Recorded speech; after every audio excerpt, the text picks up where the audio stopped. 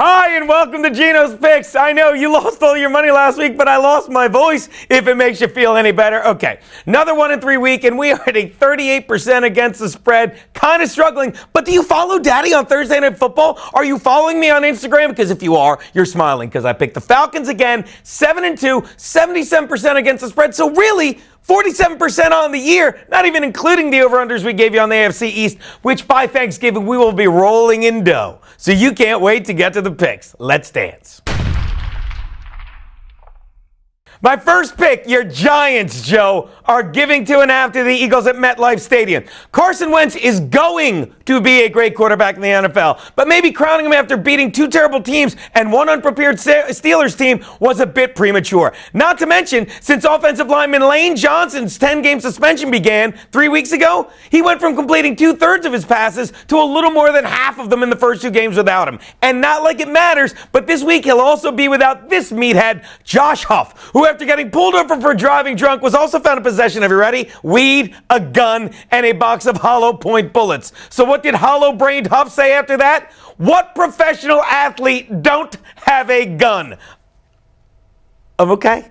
I think that would be accurate if you just replaced the word athlete with, I'm not going to say. My point is, those bullets were the only thing hollow, because if he said that, I guess you're imagining Caleb Sturgis, the kicker, is walking around with a Glock all the time. I hope not. Not with his aim. He'd kill everyone. Here's someone who does have a gun, though. Eli Manning. And he's well rested and coming off a bye. And by gun, I mean his arm. But maybe he should have a gun, Josh Huff, because he has 2 Super Bowl rings to protect. All right? Wentz has a gun, too. You know what it is? The one everyone jumped when we crowned him the next Joe Montana. All right? People, take the Giants. Lay the points this week.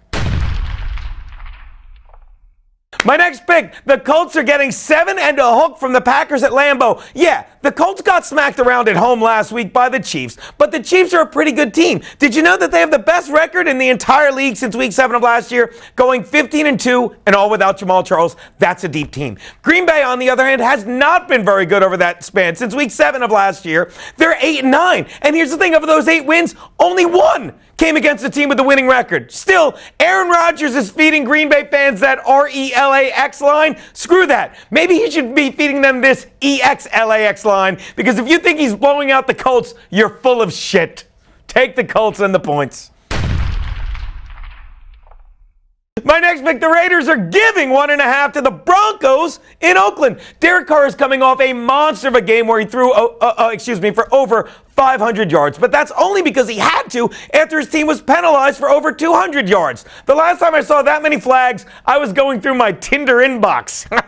But unlike me, Carr didn't get screwed by those idiots. But that was against the woeful Buccaneers, by the way. The Raiders defense is not going to be able to get away with that against a disciplined and talented Broncos offense. Oh yeah, the Broncos defense is pretty good too, which is why the only flag they may see is the white one Derek Carr is waving when he's being pounded to death by game's end, people. Denver, and he's going to realize, that going from Tampa to Denver is just like taking the actual trip. You're going from slow-moving people that are practically dead to people that keep coming at you like they're on something. Take the Broncos and the points they're giving you.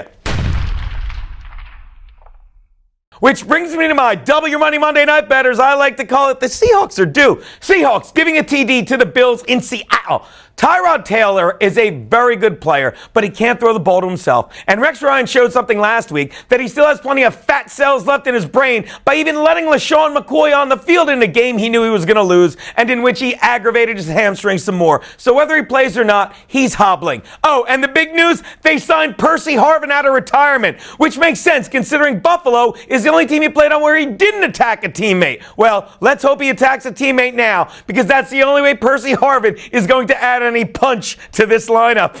Seattle may have just lost to the Saints, but this time of year, they always start to just string stuff together. Take the Seahawks, lay the TD.